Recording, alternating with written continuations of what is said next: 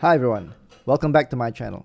This is my usual weekly technical analysis outlook videos in which I will comment on what I think will happen to some FX crosses and equities.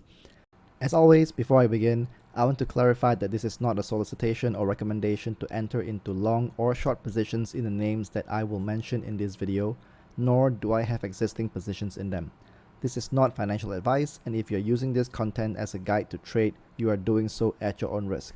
Alright, let's start. These are the names that I have covered in past videos, and I will do a quick review on each of them. I will also be ceasing coverage on several names as well. Do check them out towards the end of this video. I've put in timestamps, so please use them to skip to the names that interest you. On the 17th of May, I highlighted that the Singapore dollar is biased to the downside against the Malaysian ringgit.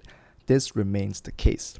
Examining the price action in the last 3 weeks, we can see that upside continues to be rejected by the cloud resistance, and the latest price action showed rejection at the 20-week simple moving average. Downside is still preferred, and the second shoulder of the head and shoulders top is now fully formed. A weekly close below the neckline at 3.2053 will complete this bearish pattern. In the video on the 26th of April, I highlighted that dollar Brazilian real may be forming a head and shoulders top, and I adjusted the neckline lower to around 5.63 due to new price action development. Dollar real completed this bearish pattern over here last week, and price action declined further.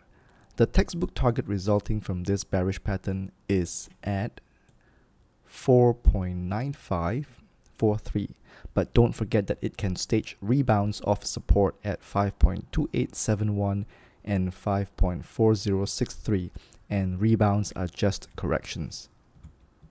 On 25th of April, I noted that Adidas is in the correction phase of its bearish pattern, moving higher, and I expect upside to lose traction or to get rejected by the cloud resistance. Last week, Adidas was rejected by both the 20-week simple moving average and cloud resistance and closed lower this week.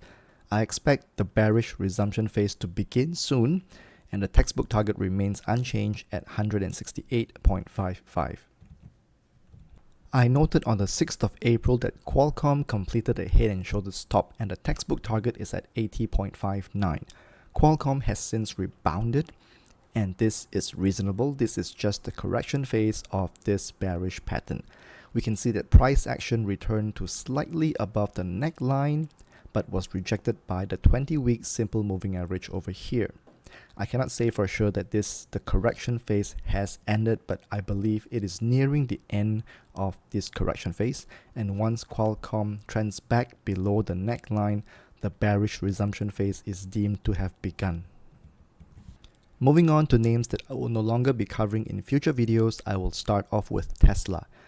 On the 17th of May, I noted that Tesla completed a double bottom, a bullish pattern, and the textbook target was at 368.85. Tesla trended higher and reached a high over here at 367.71 on the 29th of May, which is more than 95% of its textbook target, before tumbling thereafter. I consider this a success and will now cease coverage on Tesla. The final name for this video is Novo Nordisk. I started covering this name on the 3rd of May and noted that it has completed a falling wedge, a bullish pattern that has a textbook target at 493.70. Novo Nordisk reached a high over here at 492.9 on the 6th of June, and I consider this to be a success. I will be ceasing coverage on Novo Nordisk going forward. That's the end of my sharing. I will give updates to these crosses and names only when there are meaningful development, and in the next video, it will highly likely be on new crosses and new names. If you like what I'm doing, please help me out by giving me a like, please subscribe and hit the notification button for more videos like this.